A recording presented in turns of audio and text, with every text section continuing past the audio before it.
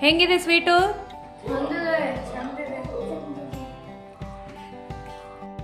ಬನ್ನಿ, ನಾನಿವತ್ತು 5 ನಿಮಿಷದಲ್ಲೇ ರೆಡಿ ಆಗುವಂತ ಒಂದು ಸೂಪರ್ ಡೂಪರ್ ಸ್ವೀಟ್ನ ಮಾಡಿ ತೋರಿಸ್ತೀನಿ. ತುಂಬಾ ಈಸಿಯಾಗಿ ಮಾಡ್ಕೋಬಹುದು. ಇದಕ್ಕೆ ಯಾವುದೇ ರೀತಿ ನಾವು ಒಲೆ ಹೊತ್ತಿಸಬೇಕಾಗಿಲ್ಲ, ಏನಿಲ್ಲ.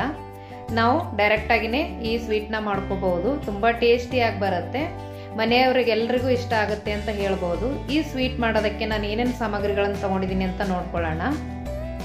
ಒಂದು ಬೌಲಷ್ಟು ನಾನು ಮಿಲ್ಕ್ ಪೌಡರ್ನ ತಗೊಂಡಿದ್ದೀನಿ. ಇದು ಒಣ ಕೊಬ್ಬರಿ ಪುಡಿ. ಇದು ಒಂದು ಬೌಲು. ಒಂದು ಬೌಲಷ್ಟು ಬೆಲ್ಲನ ತಗೊಂಡಿದ್ದೀನಿ.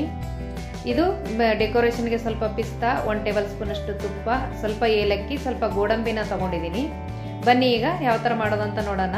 ಈ ಒಣ ಕೊಬ್ಬರಿ ಮೇಲಿಂದ ತೆಗೆದು ನಾವು ಮಿಕ್ಸಿನಲ್ಲಿ ಪೌಡ್ರ್ ಕೂಡ ಮಾಡ್ಕೋಬಹುದು. ನಾನಿದು ರೆಡಿಮೇಡ್ ಪೌಡ್ರನ್ನ ತರಿಸ್ಕೊಂಡಿದ್ದೀನಿ.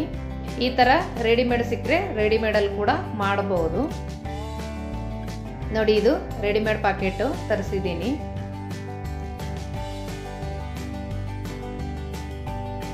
ನೋಡಿ, ಇದನ್ನು ತಗೊಂಡು ಈಗ ಯಾವ ಥರ ಮಾಡೋದು ಅಂತ ನೋಡ್ಕೊಳ್ಳೋಣ. ಮೊದಲಿಗೆ ಮಿಕ್ಸಿ ಜಾರ್ಗೆ ನಾನು ಸ್ವಲ್ಪ ಗೋಡಂಬಿ ಮತ್ತು ಏಲಕ್ಕಿನ ಹಾಕ್ತಾ ಇದ್ದೀನಿ. ಇದು ಎರಡನ್ನು ನಾವು ಮೊದಲಿಗೆ ಮಿಕ್ಸಿನಲ್ಲಿ ಪೌಡ್ರ್ ಮಾಡ್ಕೋಬೇಕು.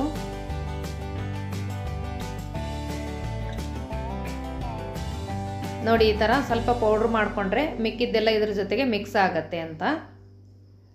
ಈಗ ನಾನು ಇದು ಕೊಬ್ಬರಿ ಪೌಡ್ರನ್ನ ಹಾಕ್ತಾ ಇದ್ದೀನಿ. ಇದು ಒಣ ಕೊಬ್ಬರಿ ಪೌಡ್ರ್, ಇದು ಮಿಲ್ಕ್ ಪೌಡ್ರು 1 ಬೌಲಷ್ಟು. ಸೇಮ್ ಅಳತೆಯಲ್ಲಿ ತೊಗೋಬೇಕು. ಒಣ ಕೊಬ್ಬರಿ ಮತ್ತು ಮಿಲ್ಕ್ ಪೌಡ್ರು, ಬೆಲ್ಲ ಸೇಮ್ ಅಳತೆಯಲ್ಲಿ ತೊಗೊಂಡ್ರೆ ಕರೆಕ್ಟಾಗಿ ಬರುತ್ತೆ. ಈಗ ನೋಡಿ, 1 ಬೌಲಷ್ಟು ನಾನು ಬೆಲ್ಲನ ತೊಗೊಂಡಿದ್ದೀನಿ. ಇದು ಪುಡಿ ಮಾಡಿ ಇಟ್ಕೊಂಡಿದ್ದೀನಿ. ಬೆಲ್ಲನ ಹಾಕ್ತಾ ಇದ್ದೀನಿ.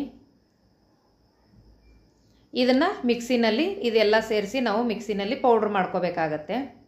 ಈ ಬೆಲ್ಲ ಹಾಕಿರೋದ್ರಿಂದ ಹೆಲ್ದಿಯಾಗಿ ಕೂಡ ಇರುತ್ತೆ ಮತ್ತು ಬೇಗ ಕೂಡ ರೆಡಿ ಆಗುತ್ತೆ. ಟೇಸ್ಟ್ ಅಂತೂ ಸೂಪರ್ ಆಗಿರುತ್ತೆ. ಒಂದು ಸಲ ಮಾಡಿಟ್ಕೊಂಡ್ರೆ ನಾವು 15ರಿಂದ 20 ದಿನದವರೆಗೂ ಇದನ್ನು ಫ್ರಿಜ್ಜಲ್ಲಿಟ್ಟು ನಾವು ಯೂಸ್ ಮಾಡ್ಕೋಬಹುದು. ನೋಡಿ, ಈ ಮಿಕ್ಸಿನಲ್ಲಿ ಪೌಡ್ರ್ ಮಾಡ್ಕೊಂಡಿರೋದನ್ನೆಲ್ಲ ನಾನು ಒಂದು ಬೌಲ್ಗೆ ಹಾಕ್ತಾ ಇದ್ದೀನಿ.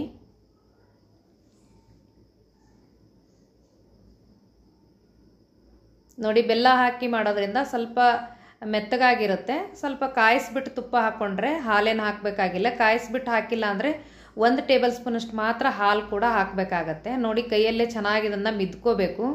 ಮಿದ್ಕೊಂಡಂಗೆ ಇದು ತುಪ್ಪ ಬಿಟ್ಕೊಳ್ಳುತ್ತೆ. ಹಾಗಾಗಿ ಇದು ಮೆತ್ತಗಾಗತ್ತೆ. ನೋಡಿ, ಈಗ ಆಲ್ರೆಡಿ ಆಗಿದೆ. ಇನ್ನೊಂದು ಸ್ವಲ್ಪ ಸಾಫ್ಟಾಗಿ ಬೇಕು ಅಂದರೆ 1 ಟೇಬಲ್ ಸ್ಪೂನ್ ಅಷ್ಟು ಕಾಯಿಸಿ ಆರಿಸಿರೋ ಹಾಲು ಹಾಕೋಬಹುದು.